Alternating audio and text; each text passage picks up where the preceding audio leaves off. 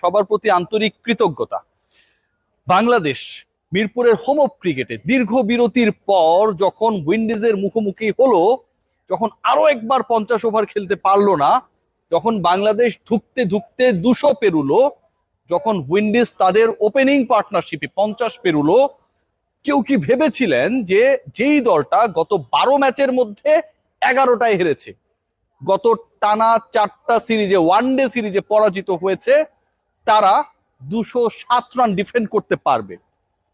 কেউ কি ভেবেছিলেন যাকে মেহেদী হাসান মিরাজ তার বোলিং অ্যাটাকের 5th অপশন হিসেবে, পঞ্চম বোলার হিসেবে আক্রমণে নিয়ে আসলেন রিশাদ হোসেন, তিনি পুরো ম্যাচের মোড় ঘোরাতে পারবেন? কেউ কি ভেবেছিলেন বাংলাদেশের 200 পেরোনোর জন্য রিশাদ হোসেনের 13 বলে 26 রানে 200 স্ট্রাইক রেটের ওই ক্যামিওটা বিশাল একটা রোল প্লে করবে? কেউ ভাবেন নাই। যা কেউ ভাবে নাই সেই জিনিসটি ভাবিয়েছেন রিশাদ হোসেন, করে দেখিয়েছেন রিশাদ হোসেন মিরপুরের হোম অফ ক্রিকেটে। বাংলাদেশের কোন বোলার ওয়ানডেতে প্রতিপক্ষের প্রথম 5 উইকেটের 5টাই নিয়েছে। এক্সপেরিয়েন্সটা কি কেউ কখনো দেখেছেন? ঘটেছিল? আপনার ক্রিকেট নলেজ, আপনার চিন্তা ভাবনা, স্বপ্নকে একবার বাস্তবতার দিকে নিরিখে পরীক্ষা করে দেখুন, পাবেন না উত্তর। রিশাদ সেটা করে দেখিয়েছেন। বাংলাদেশ দলের প্রথম কোন ডানহাতি স্পিনার ওয়ানডেতে ইতিহাসে 5 উইকেট নিলেন, বাংলাদেশে অন্য কেউ নিতে পারেন নাই। রিশাদ হোসেন আজকে যা করে দেখিয়েছেন, ব্যাটে করেছেন, বলে করেছেন, স্পিনে করেছেন, প্রতিপক্ষকে নাকানি চুপানি খাইয়েছেন এবং বাংলাদেশকে 12 ম্যাচে 11টা হারা দলকে ফাইনালি মিরপুর একটা দারুণ জয় এনে দিয়েছেন, যেখানে 207 রান বাংলাদেশের জন্য ইনাফ হয়ে গেছে। রিশাদ আজকে যা করেছেন, যেভাবে করেছেন, সে এক্সপ্লেনেশনে যদি আমরা যাই, আমি যদি যাই, তাহলে দেখবেন শুরুতেই বলছিলাম যে বাংলাদেশের রান হচ্ছে 207, 50 ওভার খেলতে না পারা দলটা, মাহিদুল অঙ্কনের অভিষেক ম্যাচ, সৌম্য সরকারের কামব্যাক, একজন কিচ্ছু করতে পারেন নাই, আরেকজন সর্বোচ্চটা দিয়ে চেষ্টা করেছেন স্কোরটা যেন একটু হলেও সম্পৃক্ত হয়, মান সম্মানটা যেন থাকে। সেই ম্যাচে বাংলাদেশের সেই রান টপকাতে গিয়ে 51 রানের ওপেনিং পার্টনারশিপ দুই উইন্ডিজ ব্যাটারের। পাওয়ার প্লেতে বাংলাদেশের বোলাররা 10 ওভারে বাংলাদেশের বোলাররা they were not able to take any wicket, a single wicket. 45 run তুলে ফেললো উইন্ডিজ। যে আস্কিং রান রেট ছিল, সেই আস্কিং রান রেটের সাথে দারুণ ছন্দে এগিয়ে যাচ্ছিল ক্যারিবিয়ান ক্যালিপসোতে। রিশাদ বল করতে এলেন, পঞ্চম বোলার হিসেবে বল করতে এলেন। 51 থেকে 92, এই যে 41টা রান উইন্ডিজ অ্যাড করলো, এই 41 রানের মধ্যে 5 উইকেট নেই। বিনা উইকেটে 51 থেকে 92 রানে 5 উইকেট হারানো ওয়েস্ট ইন্ডিজ তখনই পথ হারায় যখন রিশাদ হোসেন জ্বলে ওঠেন। এক এক করে প্রত্যেকটা ব্যাটসম্যানকে ফিরিয়েছেন। তার ওই 5 3টা ক্যাচ নিয়েছেন নুরুল হাসান সোহান, একটা এলবিডব্লিউ, একটা সাইফের তালুবন্দি করে। উইকেটের পেছনে নুরুল হাসান সোহান যে ওয়েতে ক্যাচ নিয়েছেন, ড্রপ করেননি, সুযোগ দেননি, স্ট্যাম্পিং করে ব্রেন্ডন কিংকে আউট করার প্রচেষ্টা, অন দ্য লাইনে থাকার পরও আম্পায়ার উইন্ডিজের পক্ষে ডিসিশন দিয়ে দেয়া, এবং পরবর্তী সময়ে সেই ব্যাটারকেই সোহান তালুবন্দি করেছেন রিশাদের বলে। সবকিছুই যেন একটা নতুন মহাকাব্য। মাঝখানে এক দর্শক মাঠে দৌড়ে গেলেন সিকিউরিটিকে ফাঁকি দিয়ে। বাংলাদেশ ক্রিকেট বোর্ডের সিকিউরিটি নিয়ে আমি কিছু স্টোরি করব, ওয়েট করেন দেখবেন। তিনি গিয়ে জড়িয়ে ধরলেন তানভীর ইসলামকে। আমার কাছে মনে হয় যে ওই দর্শকের টার্গেট ছিল রিশাদকে জড়িয়ে ধরবেন, আলিঙ্গন করবেন, ধন্যবাদ দেবেন। মিস্টেকেনলি তানভীরকে ধরে ফেলেছেন, আর তানভীর সেই ছোঁয়ায় তিনিও উইকেট পাওয়া শুরু করে দিয়েছেন। এই যে বাংলাদেশ আজকে জিতলো, যেভাবে জিতেছে, যেভাবে ডমিনেট করেছে বোলিং স্পেশালি, যেভাবে প্রথম পাওয়ার প্লে কাজে লাগাতে না পারা, 51 রানের পার্টনারশিপকে অ্যালাউ করা দলটা শেষ পর্যন্ত ওয়েস্ট ইন্ডিজকে হারের স্বাদ দিল, শেষ পর্যন্ত বাংলাদেশকে মিরপুরে জেতালো, শেষ পর্যন্ত বাংলাদেশের রেটিং পয়েন্ট বাড়িয়ে 10 নম্বর থেকে এগিয়ে আসার পথ দেখালো। এ তো পুরো রিশাদের নেতৃত্বে। ব্যাটিং ইনিংস নিয়ে যদি আপনি কথা বলেন, তাহলে সেখানে হতাশার সাগর, মহাসাগর। যে হতাশা কখনো শেষ হয় না, থাকে না যে সাগরের পানি আপনি যদি 1 বালতি 2 বালতি 10 গ্যালন 5 গ্যালন কমিয়ে নেন, নিয়ে নেন, তাতে কমবে না। বাংলাদেশের হতাশা আসলে কমে না।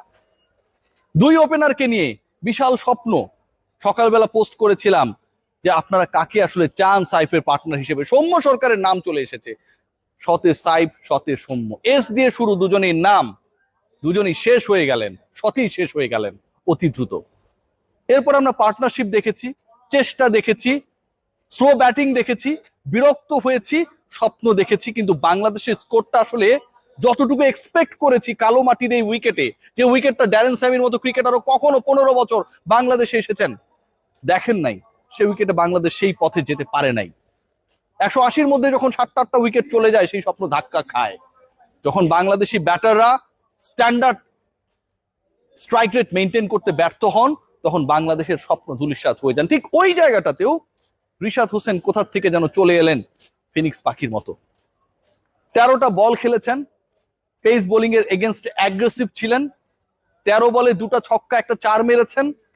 বাংলাদেশের স্কোরটাকে 200 পেরুনোর একদম দ্বার প্রান্তে নিয়ে গিয়েছিলেন। 198 যখন দলীয় স্কোর, তখন তিনি আউট হয়ে যান এবং পরবর্তী এসে মুস্তাফিজ ছক্কা মেরে বাংলাদেশের স্কোরকে 200 পেরিয়েছে। 200 স্ট্রাইক রেটের রিশাদ, আপনি খেয়াল করে দেখুন, বাকি সবার থেকে আলাদা। আমি যদি শুধু স্ট্রাইক রেট নিয়ে আলোচনা করার চেষ্টা করি, খেয়াল করে দেখবেন সাইফ করেছেন 6 বলে 3, 50 স্ট্রাইক রেট। সৌম্য সরকার 6 বলে 4, 66 স্ট্রাইক রেট। নাজমুল হোসেন শান্ত খুবই কুৎসিত ব্যাটিং করেছেন, 63 বলে 36, 50.79 স্ট্রাইক রেট। তাওহিদ হৃদয় 50 করেছেন ঠিকই, কিন্তু খেলে ফেলেছেন 90টা বল, তার স্ট্রাইক রেট 56-র বেশি না। এবং মাহিদুল ইসলাম অঙ্কন অভিষিক্ত হওয়া এই ক্রিকেটার 76 বলে 46 করেছেন, স্ট্রাইক রেট 60। এই যে আমি টপ 5 এর কথা বললাম, এর এগেনস্টে 10 নাম্বার 9 নম্বরে নামা রিশাদের স্ট্রাইক রেট 200। ওই 200 স্ট্রাইক রেট গুরুত্বপূর্ণ, কারণ ওই 200 স্ট্রাইক রেট বাংলাদেশকে 200 পেরোতে হেল্প করেছে। ওই 13 বলে 26 যদি রানা বল হতো, তিনি যদি 13 বলে 13 রান করতেন, বাংলাদেশের স্কোর 200 হতো না। আর 200 যদি না হতো, এই ম্যাজিক্যাল ফিগারটা যদি বাংলাদেশ স্পর্শ করতে না পারতো, উইন্ডিজের জন্য লক্ষ্যটা আরো সহজ হয়ে যেত। আজকের একটা ম্যাচ এয়ারপোর্টে আপনারা সবাই জানেন যে যেখানটায় কার্গো কন্টেইনার গুলো রাখা হয়, বিভিন্ন পার্সেল রাখা হয়, ইম্পর্টেন্ট মালামাল গুলো রাখা হয়, সেখানটায় দুর্ভাগ্যজনক ভাবে আমরা দেখেছি নাশকতা হয়েছে, আগুন ধরেছে। মিরপুরে আগুন লাগিয়েছেন রিশাদ হোসেন, হেলকি দিয়ে, জাদু দিয়ে, মায়াবী স্পিনে রেকর্ড করেছেন। প্রতিপক্ষের 5 উইকেট নেই, আমার বাংলার একজন বোলার লেগ স্পিনার, তিনি আবার ওই 5টা উইকেট নিয়ে নিয়েছেন। প্রথম ডান হাতে স্পিনার হিসেবে বাংলাদেশের ইতিহাসে ওয়ানডেতে প্রথমবার 5 উইকেট নিয়েছেন। প্রতিপক্ষের স্কোর যখন বিনা উইকেটে 50 পেরিয়ে গেছে, ঠিক তখন সেটাকে ধসিয়ে দিয়েছেন। বাংলার স্কোর যখন 200 পেরুবে কিনা সেই সংখ্যায় ছিল, ঠিক তখন 200 স্ট্রাইক রেটে ব্যাট করে বাংলাদেশকে সেই ম্যাজিক্যাল ফিগার 200 ক্রস করতে হেল্প করেছেন। তাকে দেখে কেউ কি শিখবে? এই উইকেট নিয়ে অনেক আলোচনা আছে, কথা আছে, সমালোচনা রয়েছে, বিতর্ক রয়েছে। সবকিছু যদি আমি একসেপ্ট করি, তারপরেও বলবো ultimately it was totally Rishad class. কেন জানেন? উইন্ডিজের ওপেনিং যদি আপনারা দেখেন, তাদের ব্যাটিং যদি আপনারা দেখেন, উইকেটকে খুব বেশি প্রভাব ফেলতে পেরেছিল 2 ওপেনারের এগেইনস্টে, পারে নাই। রিশাদের ব্যাটিং যদি আপনারা দেখেন, উইকেটকে খুব বেশি ইনফ্লুয়েন্স ক্রিয়েট করতে পেরেছিল, পারে নাই। আবার বাংলাদেশের বোলিং যদি আপনারা দেখেন, রিশাদ হি কেম অ্যাজ দ্য 5th বোলার, তার আগে আরো 4 জন বল করেছে। এতই যদি টার্নিং উইকেট হয়, তাহলে বাকি 4 জন যারা বাংলাদেশে বোলিং ডিপার্টমেন্টে রিশাদের আগে এসে অ্যাটাকে ছিলেন, তারাও কিন্তু কাজ করতে পারেনি। Rishad should be given a salute. আজকে তিনি যে মাস্টার ক্লাস দেখিয়েছেন, সেই মাস্টার ক্লাস পরের 2 ম্যাচে অব্যাহত থাকবে, সেই প্রত্যাশায়। সবাই ভালো থাকবেন। Great win, good win to Bangladesh, but all credits goes to the man Rishad Hossain with bat and ball. Take great care.